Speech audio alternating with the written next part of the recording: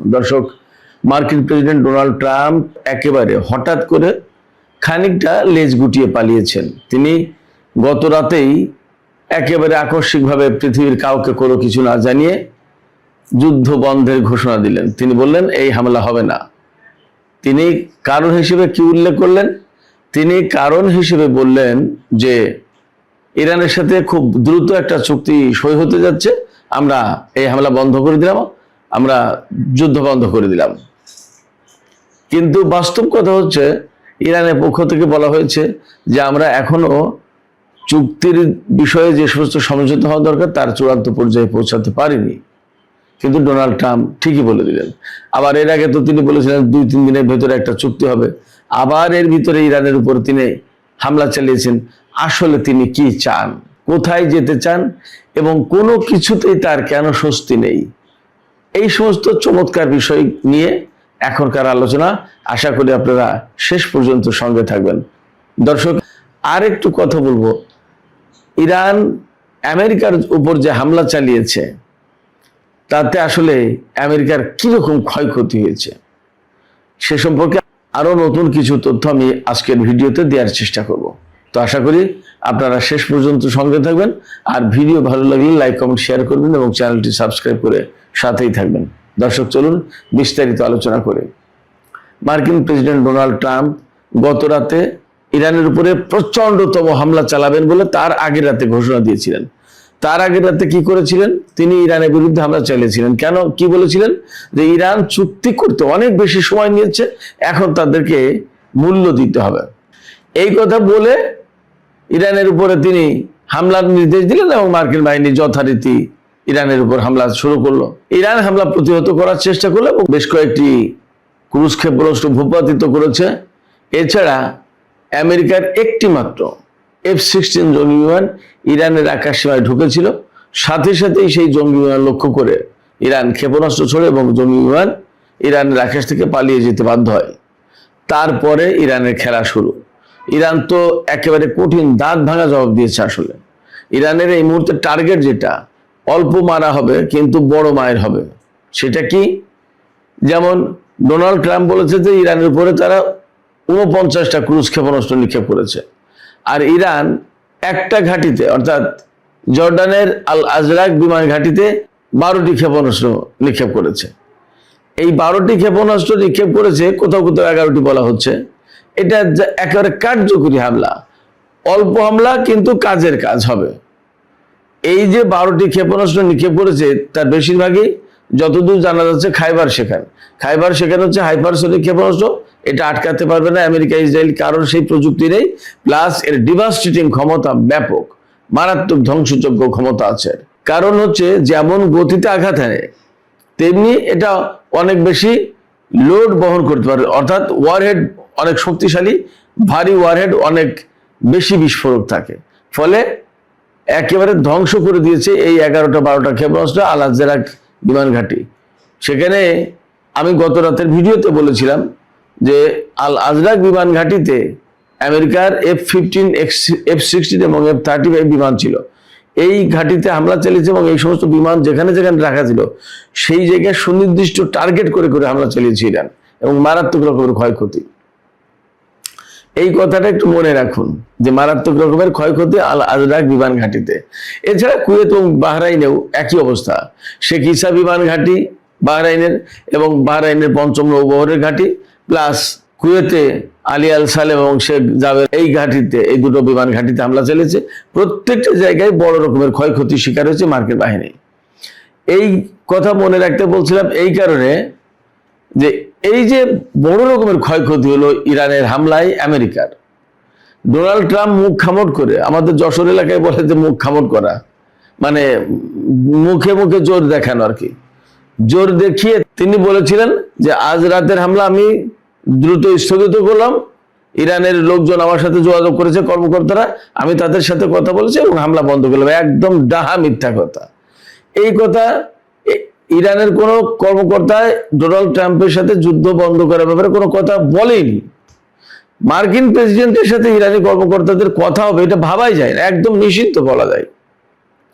ফলে Donald Trump আসলে কোথা থেকে কোন কথা যে আবিষ্কার করেন এবং কোথায় কোন কথার উপর করেন আল্লাহ মালুম, আমি বুঝি না। যাই হোক, ওই হামলা বন্ধের পরের রাতে আবার কঠিন হামলা করার কথা বলেছিলেন। যদি আগামী রাতের ভেতরে ইরান যদি চুক্তি না করে তাহলে কঠিন হামলা করা হবে। বাস্তব কথা হচ্ছে, প্রথম রাতের হামলায় ইরান যে জবাব দিয়েছে সেই জবাবে বিস্মিত হয়ে গেছে মার্কিন বাহিনী এবং মার্কিন প্রেসিডেন্ট, যে কি অবস্থা, কি ধ্বংসযজ্ঞ, এবং ক্ষেপণাস্ত্র ঠেকাতে পারছে না। তো এই যে ধ্বংসযজ্ঞ এবং ক্ষেপণাস্ত্র ঠেকাতে অক্ষমতা, এই জায়গায় মার্কিন বাহিনী ইরানের উপর হামলা চালাচ্ছে, সেগুলো কিছু প্রতিহত করছে, কিছু আঘাত আনছে, ঠিক আছে। কিন্তু ইরান যে আঘাত আনছে তাতে তো মার্কিন বাহিনীর নাবিশ্বাস অবস্থা, মধ্যপ্রাচ্যের ঘাঁটিগুলো তো শেষ এখন। তো এই জায়গা থেকে পরের রাত, অর্থাৎ যে রাত গেল, এই রাতে যদি মার্কিন বাহিনী ইরানের উপর হামলা চালাতো তাহলে ইরান কি করতো? ইরানের এখনকার বক্তব্য হচ্ছে যে যতটুকু হামলা হবে তার চেয়ে কয়েক গুণ বেশি জবাব দেওয়া হবে, এবং ইরান করছে। সেটা একটা মুখের কথা না, আমরা তো দেখতে পাচ্ছি। এবং আপনারা দেখেন বড় প্রমাণ যে ডোনাল্ড ট্রাম্প গত পরশু রাতে হামলার নির্দেশ দিয়ে কিছুক্ষণ পরে বললেন যে বন্ধ, হামলা বন্ধ, হামলা বন্ধ, আমি বন্ধ করতে নির্দেশ দিয়েছি, এবং একটা চুক্তি হয়ে যাচ্ছে। তারপরে আবার হুমকি দিচ্ছে যে আগামীকাল রাতের ভেতরে যদি চুক্তি না হয় তাহলে এর চেয়ে বেশি বড় রকমের আঘাত আনা হবে। তারপরে গত রাত তো গেছে, ইরান তো চুক্তি করেনি, তা আঘাত আনলেন না কেন? ইরানের উপরে হামলা চালাননি কেন? যে কারণে চালায়নি মার্কিন বাহিনী হামলা, সেটা হচ্ছে যে এই যে হামলা করবে তারা, কিন্তু ইরানের পাল্টা হামলা ঠেকানোর ব্যবস্থা কি? এবং ইরানের এরোস্পেস ডিভিশনের যে প্রধান ব্রিগেডিয়ার জেনারেল মাজিদ মুসাবি, তিনি একদম পরিষ্কার করে পরশু রাতেই হুমকি দিয়েছেন যে পুরো মধ্যপ্রাচ্য অঞ্চলকে আমেরিকার জন্য জাহান্নাম বানিয়ে ছাড়া হবে। হরমুজ প্রণালী একদম কমপ্লিটলি বন্ধ করে দিয়েছে, যেখানে কোথাও একটু খোলার কথা সেখানে ইরান বলছে যে হরমুজ প্রণালী একদম এখন থেকে কমপ্লিটলি বন্ধ থাকবে। আমেরিকা খোলার সাধ্য করতে পেরেছে, তাই না? মজার ব্যাপার হচ্ছে, মজার ব্যাপার না আসলে, দুঃখজনক কি বলবো, যে সেখানে মারতে মারবে ভারতের জাহাজের ঘাড়ের উপর একটা মেরে দিয়েছে বোমা, সেখানে 3 জন মারা গেছে। অদ্ভুত ব্যাপার হচ্ছে, যুদ্ধ করছে আমেরিকা এবং ইরান, আর মানুষ মারা যাচ্ছে ভারতের। এই পর্যন্ত আমেরিকা এবং ইরানের যুদ্ধে মোট 8 জন ভারতীয় নাগরিক নিহত হয়েছে, 1 জন নিখোঁজ রয়েছে এখনো। যুদ্ধ আমেরিকা ইরানের, লোক মারা যাচ্ছে ভারতের। মোদী সরকার দারুণভাবে অস্বস্তিতে, মারাত্মক অস্বস্তিতে, এবং ভারতের জনগণের ভিতরে মার্কিন বিরোধিতা এখন ব্যাপকভাবে চাঙ্গা দিয়ে উঠেছে। তারা তো এতদিন খুব খুশি ছিল, ভারতের বেশিরভাগ নাগরিক যারা মোদীপন্থী, বিজেপি পন্থী, তারা কিন্তু খুশি ছিল ইরানের বিরুদ্ধে যুদ্ধ করার ক্ষেত্রে। এরা কিন্তু ইসরায়েল এবং আমেরিকার সাপোর্টার। যাই হোক, তো তারা খুশি ছিল। এখন মার্কিন হামলায় প্রায় দিনই ভারতের নাগরিক নিহত হচ্ছে, এখন তাদের কানে পানি গেছে, তারা বুঝতে পারছে হ্যাঁ কি হচ্ছে, আমরা কি করছি। এবং এই সপ্তাহে ফ্রান্সের রাজধানী প্যারিসে G7 মিটিং আছে, সম্মেলন আছে। সেই সম্মেলনে মোদী বাবু দাওয়াত প্রাপ্ত, তার সাথে আবার ডোনাল্ড ট্রাম্পের মিটিং হওয়ার কথা রয়েছে। সেই মিটিং এর আগে ভারতের 3 নাগরিক নিহত। বাস, কি একটা অবস্থা! যেমন মোদীর জন্য বিব্রতকর ব্যাপার, তেমনি ট্রাম্পের অবশ্যই হুঁশ জ্ঞান আছে কিনা সন্দেহ আছে। যাই হোক, তো বৈঠকের আগে ভারতের নাগরিক নিহত, এবং এই নাগরিক নিহত হওয়ার কারণে দেশের লোকজনকে বোঝানোর জন্য হলেও মোদী সরকারকে আমেরিকার কূটনীতিক তলব করে, উপরাষ্ট্রদূতকে মনে হয় বা ভারপ্রাপ্ত রাষ্ট্রদূতকে তলব করে তাকে কৈফিয়ত তলব করতেছে, বা তার কাছে কিছু একটা, ধরেন গোপনে গোপনে যদি চা খায় দেয়, তাহলেও তো খবরটা প্রকাশ হয়েছে মার্কিন কূটনীতিককে তলব করেছে ভারতের পররাষ্ট্র মন্ত্রণালয়। এই যে ভারতের পররাষ্ট্র মন্ত্রণালয়ের তলবগুলো, এটা তো 2 দেশের কূটনীতির জন্য খুব আরামদায়ক, সুখকর কোনো ব্যাপার না, একটা অস্বস্তিকর ব্যাপার। এই ঘটনা ঘটে গেল মার্কিন হামলার কারণে। তো যাই হোক, যে কথা বলছিলাম, এই যেখানে আমেরিকা ইরানকে একদম মাটির সাথে মিশিয়ে দেবে, সেখানে চুক্তিও হয়নি, মাটির সাথে মিশানো তো দূরে কথা, সেই হামলা বন্ধ করতে বাধ্য হয়েছে ডোনাল্ড ট্রাম্প। এই যে হামলা বন্ধ করার ঘোষণা দিল গত রাতে, যাবি আর হামলা করছি না, এটা নিয়ে ইসরায়েল, আমেরিকা প্রত্যেকটা জায়গায় গণমাধ্যমে, সারা বিশ্বের গণমাধ্যমে প্রশ্ন তুলেছে, কেন যে ট্রাম্প ঘোষণা করেন যুদ্ধের কথা, আবার কেন যে তিনি হঠাৎ করে বন্ধ করে দেন, কিছুই বোঝা যায় না। কি কারণে ঘোষণা করলেন আর কি কারণে বন্ধ করলেন জানার নেই। তার মানে হচ্ছে তিনি আসলে একটা বেসামাল অবস্থায়, উদ্ভ্রান্ত অবস্থায় পড়েছেন। তার মূল কারণ আমি সবসময় বলি 3টা কারণ। ইরানের সাথে না চুক্তিতে যেতে পারছে, কারণ চুক্তিতে গেলে ইরানের শর্ত মেনে চুক্তি করতে হবে। ওই যে হয় খারাপ চুক্তি, না হয় আরো খারাপ চুক্তি। আর হামলা করতে গেলে মধ্যপ্রাচ্যে প্রত্যেকটা ঘাঁটি একদম জ্বলে ছারখার হয়ে যাচ্ছে এবং আরো যাবে। এখানে ঘাঁটির কোনো চিহ্ন থাকবে না কিছুদিন পরে। যুদ্ধের যে পরিস্থিতি, তাতে কিছুদিন পরে এই মার্কিন ঘাঁটির সরঞ্জাম, এই সমস্ত চেয়ার টেবিল, এগুলোও নিয়ে যাওয়ার পথ থাকবে না, কিছু কুড়িয়ে পাওয়া যাবে না, এই পরিস্থিতি। আর চুপ থাকবে, কোনো যুদ্ধও নেই, চুক্তি চুপ থাকবে, তাও পারছে না, কারণ এর চেয়ে চরম অপমান আর লজ্জার কিছু থাকবে না মার্কিন প্রেসিডেন্ট ডোনাল্ড ট্রাম্পের জন্য। আর ইরানের পাশে আমার যা বিশ্বাস, আমার পর্যবেক্ষণ বা আমার বিশ্লেষণ যেটা, সেটা হচ্ছে যে ইরান এই যুদ্ধ, এই চুক্তি হচ্ছে, হবে, এটা হলো না, ওটা হয়নি, এটা পছন্দ হলো না, আমাদের এই শর্ত, তোমাদের এই শর্ত, এর এই ব্যাখ্যা, এইভাবে করতে করতে করতে করতে সময় কিন্তু ক্ষেপণ করে টেনে নিয়ে যাচ্ছে। টেনে নিয়ে যাচ্ছে কোথায়? যুদ্ধ শুরু হয়েছিল ফেব্রুয়ারি মাসে।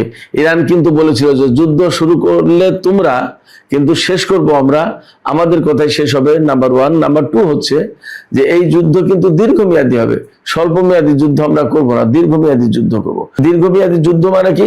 অনেকগুলো ব্যাপার আছে। এই ডোনাল্ড ট্রাম্পকে মিড টার্ম ইলেকশনের মুখোমুখি করানো হবে এই যুদ্ধ পরিস্থিতি নিয়ে। তখন আর যুদ্ধের বিরুদ্ধে ডোনাল্ড ট্রাম্পের কথা বলা থাকবে না। ভোটাররা জানতে চাইবে যে আপনি তো বলেছিলেন যে পৃথিবীর সমস্ত যুদ্ধ বন্ধ করে দেবেন নির্বাচনের আগে, এখন মিড টার্ম ইলেকশনের সময় আপনি যুদ্ধ করছেন। যুদ্ধ বন্ধ তো করতে পারেন, আপনি যুদ্ধ করছেন কেন? ভোট দেবে না মানুষ। মিড টার্ম ইলেকশনে বিরাট বড় বিপত্তি, বিপর্যয় হবে এই ডোনাল্ড ট্রাম্পের দলের, রিপাবলিকান দলের। এই জন্য ইরান টুকটাক টুকটাক টুকটাক করে এই যুদ্ধটাকে ওই সেই মিড টার্ম ইলেকশনের দিকে টেনে নিয়ে যাচ্ছে। এটা গেল 1। 2 হচ্ছে যে যত ইরান টুকটাক টুকটাক করে যুদ্ধ টেনে নিয়ে যেতে পারবে, ততই মার্কিন বাহিনীর খরচ বাড়বে, মার্কিন বাহিনী ক্লান্ত হবে। একটা জাহাজ 6 মাস মোতায়েন রাখা যায় ম্যাক্সিমাম, তারপরে কিন্তু জাহাজের নাবিক, সেনা, তাদের বিশ্রাম দিতে হয়, 2-3 মাস বিশ্রাম দিতে হয়। সেই অবস্থা কিন্তু তৈরি হয়নি। ওই যে জেরাল্ড আর ফোর্ড 6 মাসের জায়গায় প্রায় 1 বছর একাধারে মোতায়েন ছিল, ক্যারিবিয়ান সি থেকে আবার মধ্যপ্রাচ্যে নিয়ে এসেছিল। তা তো উল্টা পাল্টা হয়ে একেবারে তছনছ। সে জেরাল্ড আর ফোর্ড তো পালিয়েছে। সেখানকার সেনাদের ভিতরে হয়তো বিদ্রোহ হয়েছে, হয়তো সেনারাই আগুন লাগিয়ে দিয়েছে জাহাজে। ইরানের হামলা তো আছেই, নানান রকমের কাহিনী থাকতে পারে, কোনটা বলা মুশকিল। সেই জেনারেল ডারফোর্ডকে সরিয়েছে। তো এখন ভারত মহাসাগর, এই যে ওমান সাগর, আরব সাগর, লোহিত সাগর, এই সমস্ত জায়গায় যে যুদ্ধ জাহাজ মোতায়েন আছে, তাদেরকে সরিয়ে নিয়ে যাওয়া একদম হুট করে সম্ভব হচ্ছে না। তারা ক্লান্ত হয়ে যাবে, তারা যুদ্ধের প্রতি বীতশ্রদ্ধ হয়ে পড়বে, ভেতরে ভেতরে ক্ষোভ তৈরি হবে সেনাদের ভিতরে। যখন সেনাদের ভিতরে ক্ষোভ তৈরি হয়, তখন কি তাদের দিয়ে যুদ্ধ করানো যায়? যায় না। এরা ক্লান্ত হয়ে পড়বে, অধৈর্য হয়ে পড়বে, যুদ্ধ করতে চাইবে না, নিজেদের ভেতরে ক্ষোভ তৈরি হবে, নিজেদের ভেতরেই হয়তো বিদ্রোহ সৃষ্টি হতে পারে। আরেকটা ব্যাপার, ডোনাল্ড ট্রাম্প নিজেই অস্থির চিত্তের মানুষ। এইরকম ভাবে যদি যুদ্ধটা প্রলম্বিত করা হয়, দীর্ঘায়িত করা হয়, টেনে নিয়ে যাওয়া হয়, তাহলে ডোনাল্ড ট্রাম্প আজকে এক কথা, কালকে এক কথা, এখন এক কথা, তখন আর এক কথা, এইভাবে করতে থাকবে, উল্টাপাল্টা করতে থাকবে। তাতে সারা বিশ্বের মানুষের কাছে ডোনাল্ড ট্রাম্প আরো বেশি খেলো, হালকা হয়ে যাবে, একেবারে কি বলবো, সরল বাংলায় শ্যাবলা বলে, এইরকম অবস্থা হয়ে যাবে। তো ডোনাল্ড ট্রাম্পকে সারা বিশ্বের মানুষের কাছে হাসির পাত্র বানিয়ে ছাড়বে ইরান, এটা তাদের কৌশল। আর একটা জিনিস হচ্ছে যে ডোনাল্ড ট্রাম্প যে অবিশ্বস্ত, তার উপরে আস্থা রাখা যায় না। তিনি যে কূটনৈতিক একটা আলোচনা শেষ পর্যন্ত ধৈর্য ধরে বিচক্ষণতার সাথে টেনে নিয়ে যাবেন, এইটা তার দ্বারা সম্ভব নয়। এটা ইরান প্রমাণ করে দেবে শুধু আমেরিকার জনগণ না, সারা বিশ্বের মানুষের কাছে। তাতে আমেরিকার কূটনীতি, সামরিক শক্তি, মার্কিন বাহিনীর সক্ষমতা, তাদের ধৈর্য, মার্কিন প্রেসিডেন্টের ধৈর্য, তার যোগ্যতা, তার স্থিরতা, এ সমস্ত সবকিছু প্রশ্নের মুখে পড়বে। এবং এই মধ্যপ্রাচ্যের যুদ্ধকে কেন্দ্র করে আমেরিকার সামরিক বাহিনীর সমর শক্তির ব্যাপারে সারা বিশ্বের কাছে প্রচন্ড রকমের একটা নেগেটিভ মেসেজ যাবে, তাদের অস্ত্রের বাজার ধ্বংস হবে, তাদের অর্থনীতি ক্ষতিগ্রস্ত হবে, তাদের ভেতরে তারা যে অপরাজেয় শক্তি, বিশ্বের সবচেয়ে বড় শক্তি, এই ধারণা ভুল প্রমাণ করে দেবে। ইরান অনেকগুলো কৌশলে ইরান কাজ করছে। ইরান চুক্তি না করে টুকটাক টুকটাক করে আজকে কথা কালকে কথা, আজকে একটু হামলা তার একটু জবাব, এইভাবে করতে করতে অনেক দূর টেনে নিয়ে যাবে।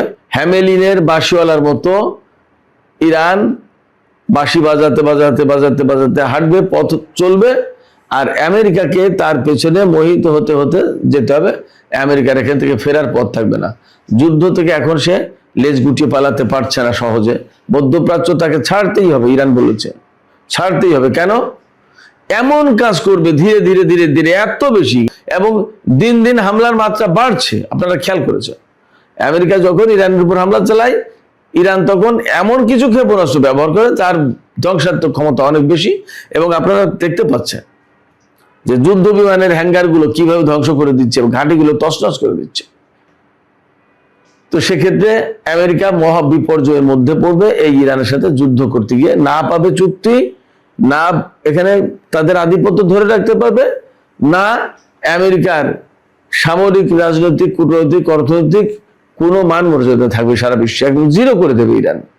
আরেকটা বিষয় এখানে লক্ষণীয়, আরেকটা বিষয় লক্ষণীয় এই যে দেখেন, এই যে যুদ্ধ হচ্ছে, ইরান কিন্তু 3টা জায়গায় হামলা চালাচ্ছে। অন্তত গত 2-3 দিনের যে ঘটনা, ইরান হামলা চালাচ্ছে কুয়েতের উপর, কুয়েতের মার্কিন ঘাঁটিতে।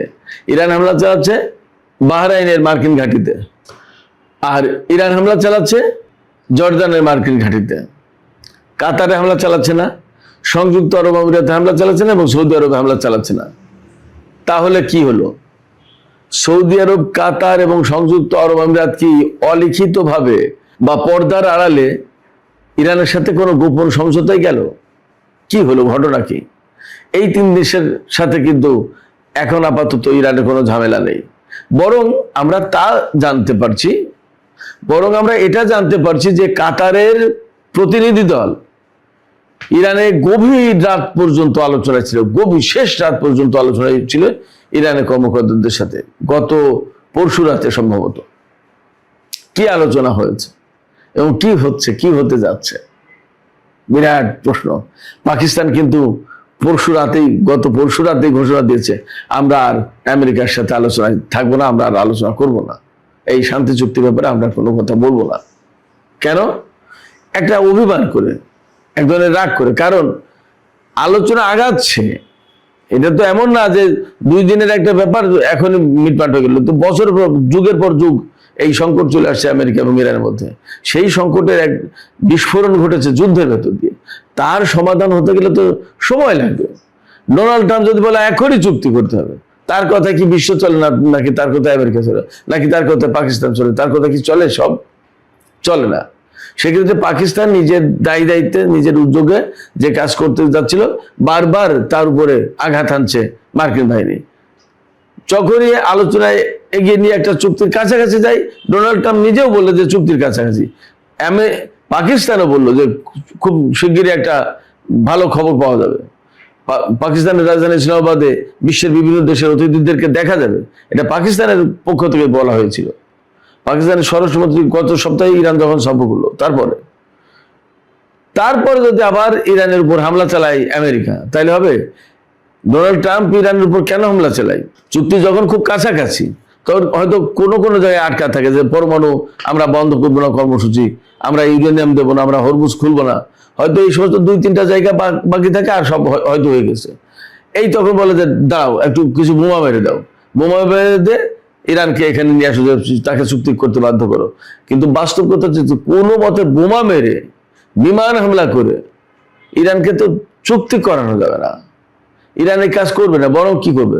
সে মাটি কামড়ে পড়ে আমেরিকার বিরুদ্ধে যুদ্ধ করবে, কিন্তু তার মতের বাইরে গিয়ে, তার পছন্দের বাইরে গিয়ে সে চুক্তি করবে। এটা তো ভাবাই যায় না। যদি চুক্তি করতো, কোনো রকমের একটু আপোষ করতো, তাহলে আজ আরো 40 বছর আগেই আপোষ করে বসতো। ইরান এই আপোষ করবে না, এই আশা আমেরিকার করাই উচিত না। বরং এই রকমের প্রিপারেশন নেওয়া দরকার এখনই, যে ইরানের অনেকগুলো শর্ত মেনে নিয়ে তাকে চুক্তি করতে হবে, তা না হলে হবে না চুক্তি। ইরানের জাতীয় সংসদের স্পিকার সুস্পষ্ট করে বলেছেন যে এখন থেকে হামলা অনেক বেশি জোরালো হবে, আর নতুন একটা ইরানকে দেখবে আমেরিকা। কিভাবে দেখবে?